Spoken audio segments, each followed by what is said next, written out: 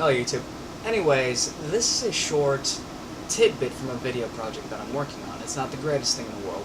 However, it's a great start in my opinion. Anyways, I hope you enjoy. Like, subscribe, do whatever. I want to know your comments and your commentary on it. Enjoy. Now let's talk about the Panic of '07. Okay. Started due to a stock manipulation scheme, according to the market. What market? We'll get on that later. Stocks lost over 50% of the value at the NYC Stock Exchange.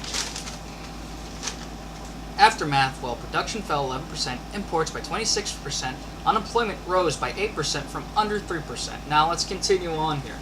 What does this sound like to you? Sounds familiar? Doesn't that sound like today? To me it does, because I'm talking about the panic of 1907, not 2007. 2007, a lot of the same things though. Essentially what happened was, well, some company decided that they were going to gamble with the money of the depositors. It's a stock manipulation scheme. The Federal Reserve was formed afterwards to keep it from happening ever again. Let's talk about the panic of 2007-2008. The reasons for it.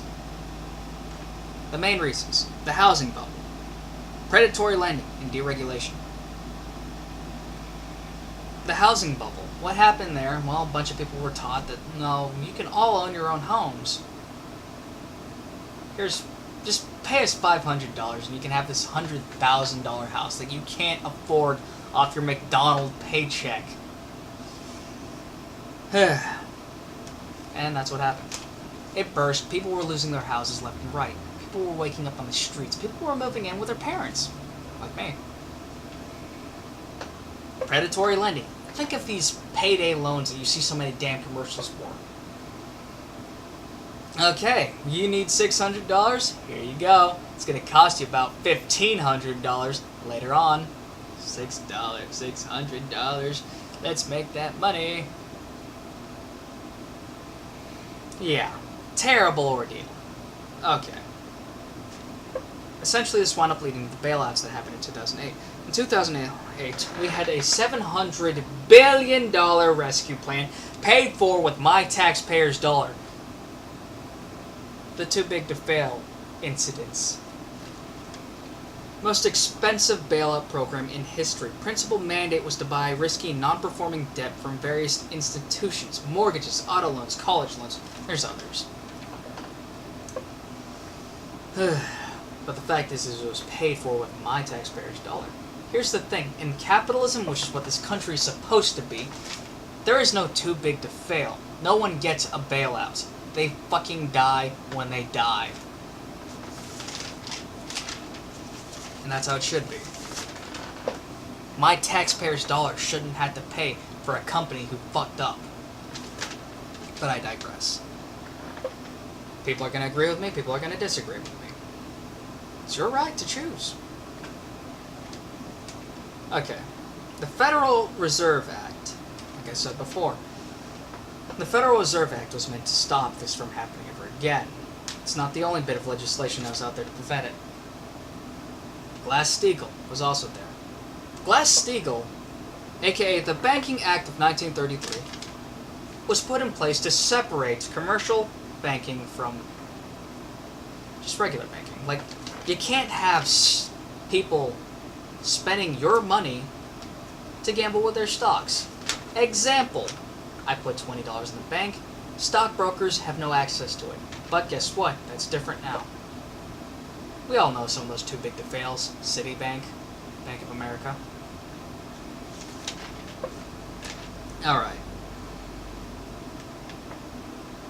Repeal permitted Wall Street to gamble with depositors' money. Repeal allowed for the 2008 financial crisis. That's speculated, but I believe it to be fact. Repealed in 1999 through the Gramm-Leach-Bailey Act.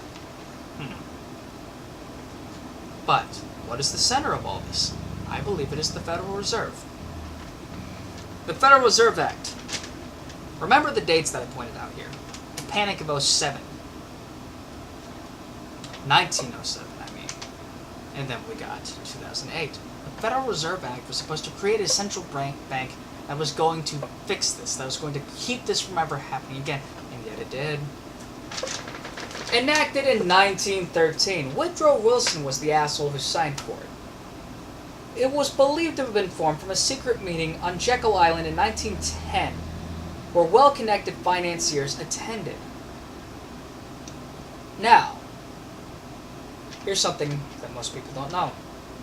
The central bank, how many people do you vote to get on there? How many people does the president select to get on there? None. Ben Bernanke, the guy who's current chairman, you remember what he did with Goldman Sachs? And how the crisis in 2008, does anybody remember that? You know what, look it up. Alright. The Federal Reserve Act, 1913. Federal Reserve is a private bank. It is private. It is about as federal as Federal Express. Just because it has federal in the name does not make it federal. But I digress. Don't believe me? Listen to this.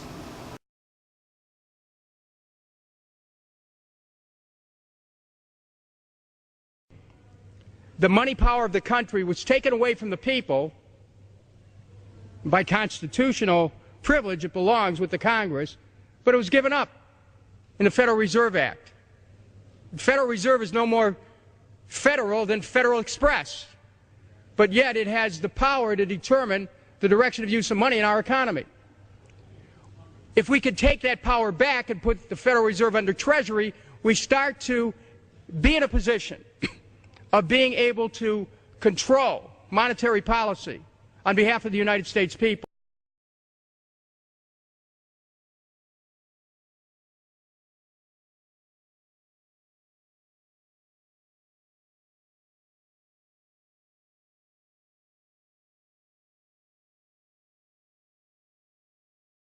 On the Federal Reserve itself for a moment, in that I wonder, what percentage of the people know that the Federal Reserve is not really a part of the government, a privately owned corporation, and who owns that, the Federal Reserve?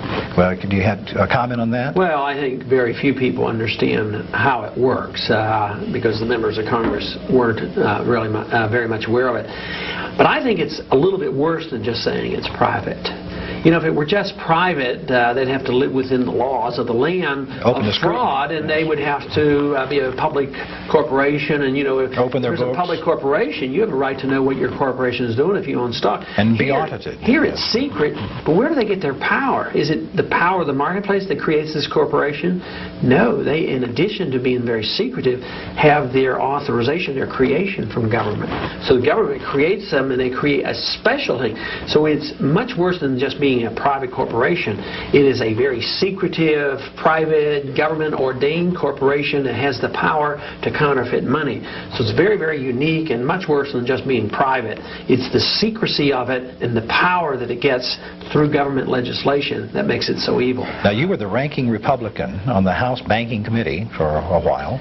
On one of the subcommittees, but not on the entire committee. And do I understand correctly that members of Congress can't even go to the Fed meetings? That's right. I was very interested in the issue, and I was on 3 subcommittees, 2 being on coinage and domestic monetary policy subcommittee, but I could not go to a meeting. I couldn't get an audit.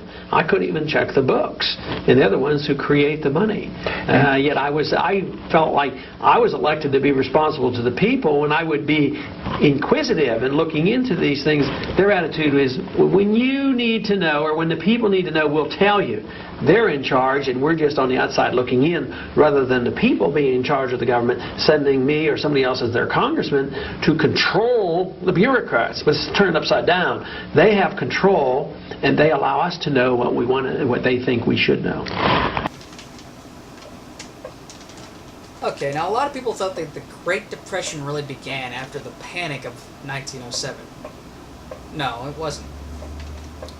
It's considered to have actually begun during Black Tuesday, which happened October 29th on a Tuesday. That's why it's called Black Tuesday. But that happened in 1929. This was the era my grandmother grew up in.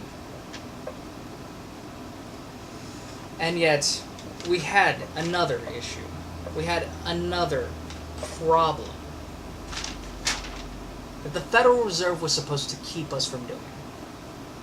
We weren't supposed to go into another depression after that whole panic of '07 thing. So I want you to think about this for a moment. We're repeating history again. Things aren't getting better. The jobs Obama created were shit. Which leads me to my conclusion. My conclusion is that things are going to get worse. Much worse before they get any better. We'll be going back to the roaring 30s. Roaring 20s more like it, but still.